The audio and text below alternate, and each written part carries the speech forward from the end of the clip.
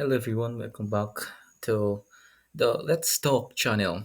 And for today, we'll be looking into the issue of depression. How and why, even in my life, how did I actually and why did I create this channel?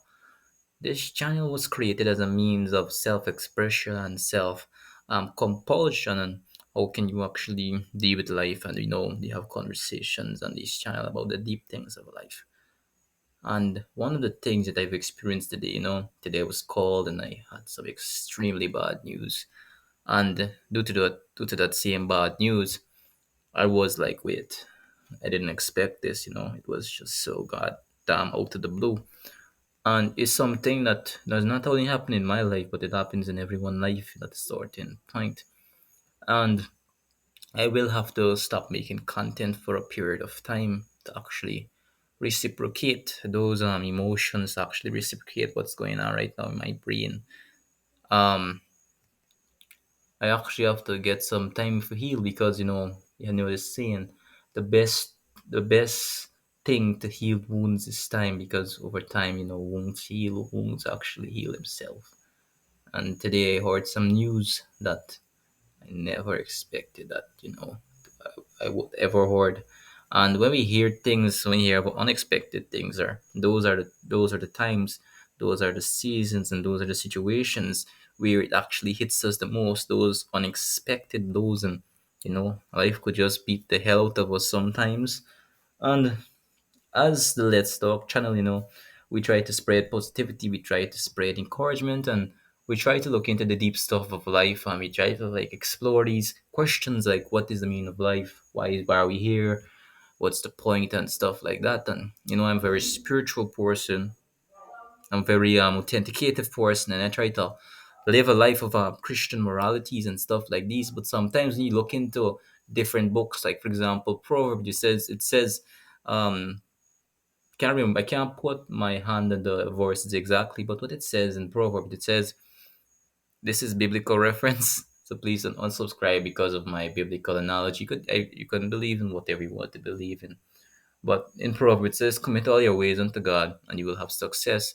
But that's not how always life goes. Sometimes you can pray, you can put everything in this make believe God that you created in your brains, and you could say, yes, you could do this, yes, you could do that, and but in reality, sometimes we just create that facet of a God to actually make ourselves feel comfortable to justify our ways and to actually justify and make reality reasonable.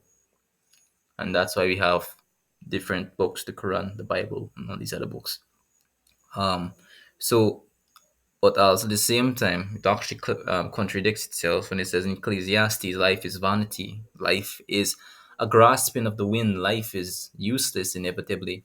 That's what the book of Ecclesiastes says, and it's kind of contradictory because the book of Proverbs and the book of Ecclesiastes are both written by the same author, but they have such different preferences and different preferences that you ask yourself the question, are these books really written by the same character? Because in one passage it says, commit all your ways, the righteous are rewarded, the wicked are judged. And in Ecclesiastes, as we read that book, that is a very depressing book, and personally believe it's the most honest, authentic book in the whole of the scripture that actually reveals the true characteristic of what God actually is. Because life is unpredictable. Life is something that we can't really predict, and we don't know what to predict and when to predict at what time. And that is what Ecclesiastes teaches us. It teaches that the wise, even if you are wise, you don't get rich, and sometimes the foolish people or the foolish individuals, they get rich. And that is life in general. That is the unfairness of life. That is the uncertainty of life. And even if you're smart, even if you do succeed in certain areas, you will feel at some point that that is inevitable. But what you need to consider and understand is that that's life. And this construction of an all omnipotent being that we created is just as a means of self-expression to actually make logic of the facets of life, the difficulties of life. We need something. And I like to say a quotation that that is very much blatant in today's society. It had an atheist, and I can't really pinpoint his name exactly, but he says the idea of a God is much more wiser and much more greater not the idea that there isn't a God.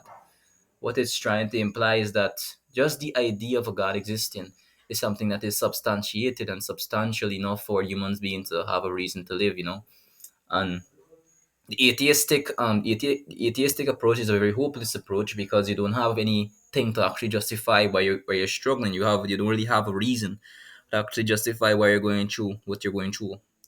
And that is the prolific conversation that we had today, and that I wanted to have today on the justification and the prolification of what is actually right and what is wrong, because it's actually something that we question every day, like what is right? Am I doing what is right?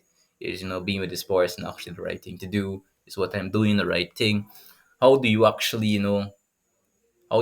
find the actually reason as to doing what you're doing? That's the biggest question that the minority of people ask themselves today. There's a lot of reasons why we actually do what we do today.